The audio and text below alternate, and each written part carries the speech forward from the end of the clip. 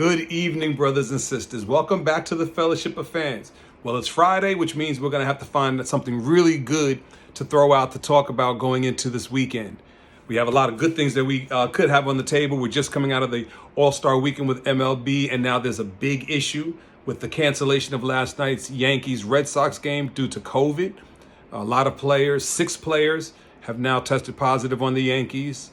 Most of which has been reported have already vaccinated. So it raises the question, what is sports going to look like going forward with the continuation of COVID-19 and the Delta variant and breakthrough positive tests? Exactly what is this going to mean for the state of sports going forward? That's a good one, but I don't want to go there. We could, again, get back to the globalization of sports. We've seen a lot of big performances from players born outside of the United States, having a huge impact on our sports here, but I don't necessarily want to go there. I think coming into the weekend, hey, it's 2-2 in the finals. We have to talk about what's going on with Milwaukee and Phoenix.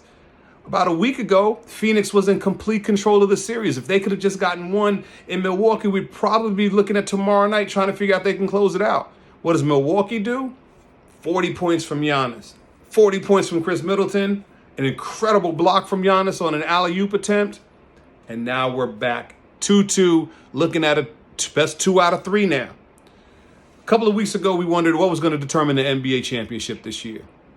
James Harden was telling us it was going to be talent, and Brooklyn had the most of it in their estimation.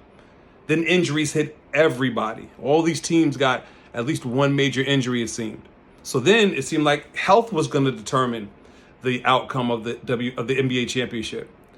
So now that we're 2-2 going into game 5, it looks like this championship might just be determined by home court advantage, which got me to thinking, what is it about playing at home that gives a team an advantage? Why do people play better at home?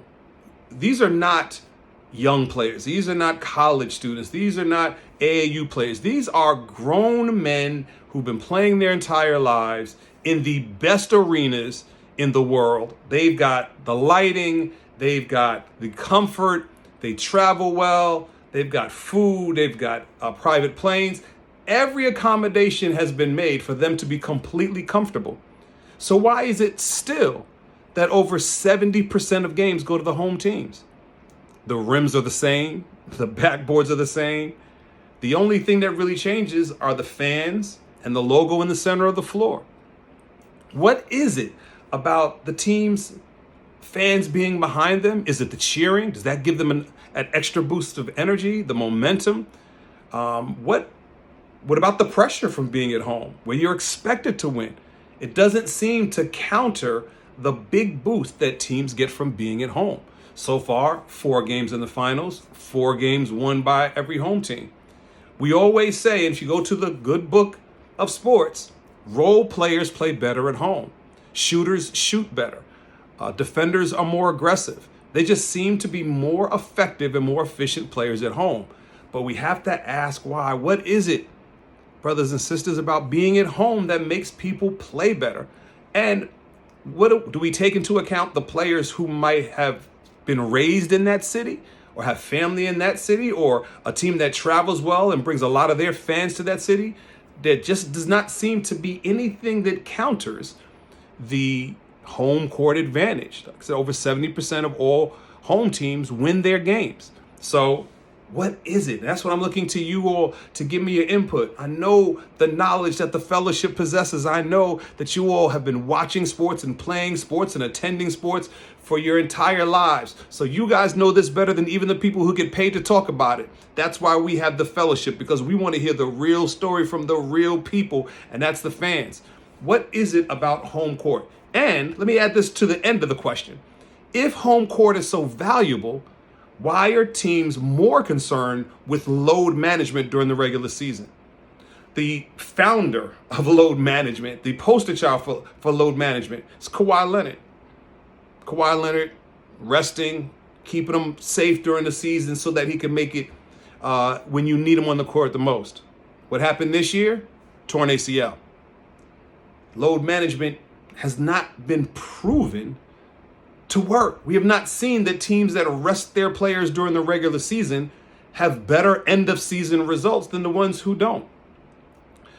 The one factor that definitely tilts the scales is home court. So it seems like teams would go all in on getting that home court advantage so they could be where Phoenix is right now. Phoenix did go hard to get that home court advantage, and they have it. And that might be the very reason that they win the championship this year. Flip side of that, though, is Game 4, Chris Paul looked a little worn, a little tired. They've got plenty of rest in between games, but it just seems as though maybe his season's load is starting to catch up with him after 16 seasons in the league. So they've got to weigh, should we rest our players or should we go get that home court advantage? Well, you can rest your players and not win, and then you rested them for nothing.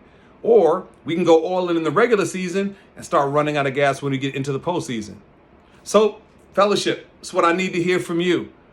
What is going to determine this championship? Is it going to be home court? How big a factor will it be? Can Milwaukee or even Phoenix get a game on the other's home court?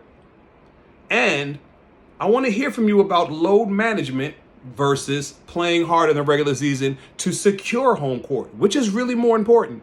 Having your best players feeling rested towards the end of the season, or getting that home court advantage for your run through the playoffs. So, brothers and sisters, let me hear from you. I always appreciate you guys watching. I love hearing your comments, getting your support, liking the page, going and subscribing to us on YouTube. And I need you guys to pay attention because I've got an announcement coming up for my first live chat guest.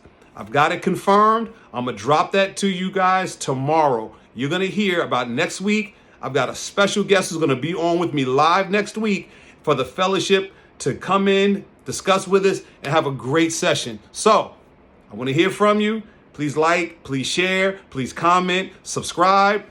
This is about the fans. We are real fans in here. We are the Fellowship of Fans. This is our religion, and this is our church, the Fellowship of Fans, coming together to show what we love and talk about what we love, and that's our sports.